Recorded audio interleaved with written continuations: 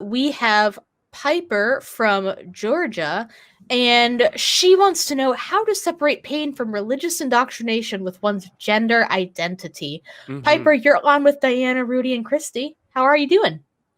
Hi, good. I can't believe I'm on now. I just kind of did this impromptu. Hey, well, we're excited to hear from you. Yeah, that's the best kind of call, is the one that you just decided to do, out of the blue. So tell us a little bit more about your question. Yeah, so for context, I'm 19. I'm a former Christian, specifically Church of Christ. I deconverted/left about the time quarantine started. And now, especially now that I'm away at college and around more non-binary people, I've been questioning my own gender identity more and just realizing like how much of my ideas about gender and what it and ideas around that were baked into me just out of my religious upbringing. And I've realized that I'm becoming increasingly more uncomfortable with certain female pronouns and language at times, but I don't know if that's because those make me uncomfortable or because I just associate them with certain ideas surrounding religion. And I'm also looking back at certain things that I did when I was deeply devout and wondering if those were for different reasons as well. Like when my body started to develop, I started wearing more baggy clothing because, I didn't want to be a temptress or a stumbling block. And even though I'm deconverted, I'm still wearing more baggy clothes. So I'm wondering if that's more because, I just don't like the way that my body presents that way. Oh, as a curvy teenage AFAB person, man, oh man, can I relate to all of that, Piper. Wow, yeah. I mean, I kind of had the opposite approach of like, I don't like I didn't wear baggy clothes on purpose because I was kind of okay with being perceived as a hoe. Like I was a little bit okay with that because I was like, whatever, I'm the pretty one in my family, it's fine. But I'm like still spiritual AF. I just also have a booty, so it is what it is. But no, I definitely get a lot of what you're saying, and I guess from my own experience, I can say that if you're starting to feel like you don't relate to femininity, it's probably not as much your religious upbringing as you might think. Because if you're hanging out with more NB people and that's the reason you're starting to think, maybe this isn't what I thought it was, then it's probably not your religious ideas of gender that are influencing that. I mean, almost certainly. If you're thinking that because of hanging out with people who do not have your specific idea of gender, then, I should say the specific idea of gender that you were brought up with, then that's probably not the major influence here. I mean, you don't hate women, do you? You're not ashamed of womanhood. You're not ashamed of... You don't think that, like, a person who does meet all the trad wife stereotypes isn't necessarily a bad person in your mind, right? Right. So that's probably not... It's I highly doubt that it's just you being ashamed of femininity. I would highly doubt it. Again, this is just from my own perspective, because there was a part of me that thought that too, for a little bit, and my mother-in-law still is kind of just like, hey, are you just like confused about womanhood and gender? And I'm like, nope, because the parts of me that are feminine love to be feminine. The parts of me that are, it's good. It's good. I love it. It's great. Those parts, that's awesome. And the parts of me that are not feminine are cool with not that. So no.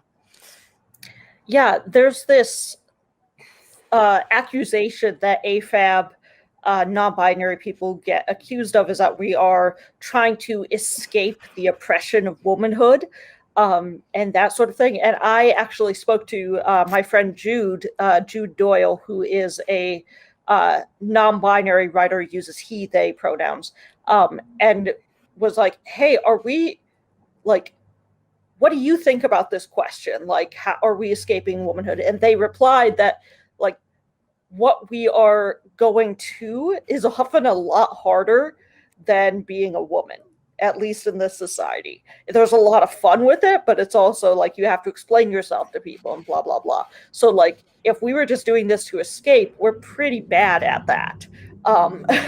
We're not doing a great job of actually escaping any sort of gendered oppression by going into another marginalized gender. So that's the thing where we're just resolving our own questions about what we think a woman is and whether or not we fit into that category. Yeah, God, I would never, like, choose to be trans and NB if I wasn't trans and NB. I mean, I like being trans and NB, but man, is it annoying sometimes. Go to work every single day. I have my they, them pronouns on my fucking name tag, and not a goddamn person uses them. And I'm just like, okay, fuck me, I guess. Every moment of every day. Like, I certainly would not choose that if I had a conscious decision over it. Yeah, for me, it was much more just realizing that the category of woman didn't fit for me anymore. I didn't like being perceived as a woman. Like you said, Piper, when people call me she, her, it kind of makes me cringe, sort of thing. So it's one of those things where it just sort of made sense to move. And I'll just say gently that if there is some piece of you that is kind of rebelling or reacting to all of the oppressive aspects of femininity, or all of the oppression on femininity in our culture, that's okay. You know, you don't have to have all of this figured out, especially if you have been in your journey away from religion for just about a year now. You'll never be able to know, like, well, what is me and what is my trauma? I mean, your experiences are part of what make you up. And while, yes, you will be able to heal from a lot of those hurts, and, you know, the ACA offers a lot of information about how to do that. We love to point people towards recovering from religion, and there are all of these different ways to do that healing. Ultimately, it doesn't matter where it came from. You don't need to own anything. You don't owe it to anybody to label yourself or describe yourself in any particular way. And whatever labels or adjectives feel like they fit you or suit you, that's great. But also, you have permission to change them. You know, if you do decide that you identify as non-binary, fantastic, great for you. If a month later you realize, oh, actually, maybe that was a false start. Or if 10 years down the road, you find that you actually identify as a she, her, or as a he, him, that's all valid as well. This is all messy, squishy kind of information. We're all just figuring this out. And the real goal here is not to find your true gender or your true identity. The goal here is to live a happy and healthy and beautiful life. And it sounds like you're taking a lot of steps towards doing that. And let me just encourage you to lean into what feels good. That's the key here. Yeah, piggybacking off of Christy, I recently changed my, like, major label of gender fluid to gender queer. Like, I was like, you know what? Gender fluid totally worked for me at a point in time. I think genderqueer is a better fit for me now. That's fine. I have a friend on Facebook who will literally update their statuses with, like, okay, my name is this right now. These are the pronouns that I want.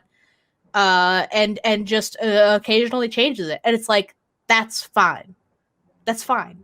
You don't have to stick with anything. You are not tied down to anything. There's always going to be a couple of assholes who are like, wow, make up your mind. But, you know, you don't have to listen to them. It's you. It's like, it's you, and it's your thing, and it's whatever the hell you're comfortable with. Whatever makes you happy. Whatever gives you that gender euphoria. Because it's your gender. It's your identity. It's your pronouns. It's not anybody else's. So. Thank you. I really appreciate all that. And I think one thing that has been keeping me from experimenting with different labels or pronouns has been being scared of possibly perpetuating like misinformation about certain labels that I'm still learning about. And I think there's a lot of fear of like doing the quote unquote wrong thing that's still kind of baked into me as well. I definitely had that when I came out as NB because I said this earlier. When I was a teenager, I had a friend who was a binary trans guy and he had very bad dysphoria. So my own questions about gender, I was just like, put that on the back burner because it's not nearly as big as his struggle. So how can I possibly put myself under the trans umbrella when there are trans people who are having this struggle? It's not anything like his experience, so it must not be like valid at all. And I had to talk myself out of that mentality. And it's not. There's no gatekeeping in queer culture. Yeah. Maybe that's a no true Scotsman, but there doesn't need to be, right? Like if it's like there's going to be some people who will try to gatekeep you, but don't be the person that does that to you. Don't gatekeep yourself. Yeah, and I also want to say it's okay to sit with it for a while, to let it percolate and think about it for a while, because you're young. We were talking at the beginning of the show about how like I view anybody under 25 as like a baby, because I'm mid-30s and stuff. And I'm 35. I came out last year as non-binary, so this is like a thing that can be a lifelong journey and stuff. And it's really like, I can't imagine doing the wrong thing when you're expressing yourself with your gender. Like, there's no right or wrong in that way because it's expressing who you are. Yeah, doing the wrong thing is just doing what feels bad for you. If it feels bad, that's the wrong thing. Yeah. Well, thank you. I really appreciate all your input. Hey, we appreciate you calling in and wish you the very best of luck on this new, wild, crazy gender journey that you're on. Yeah, if you do happen to make some discoveries in this area or change some things, please call us back. I would love to hear the update from you, Piper. That'd be awesome. I'll see if I can work up the courage again. All right. Take care.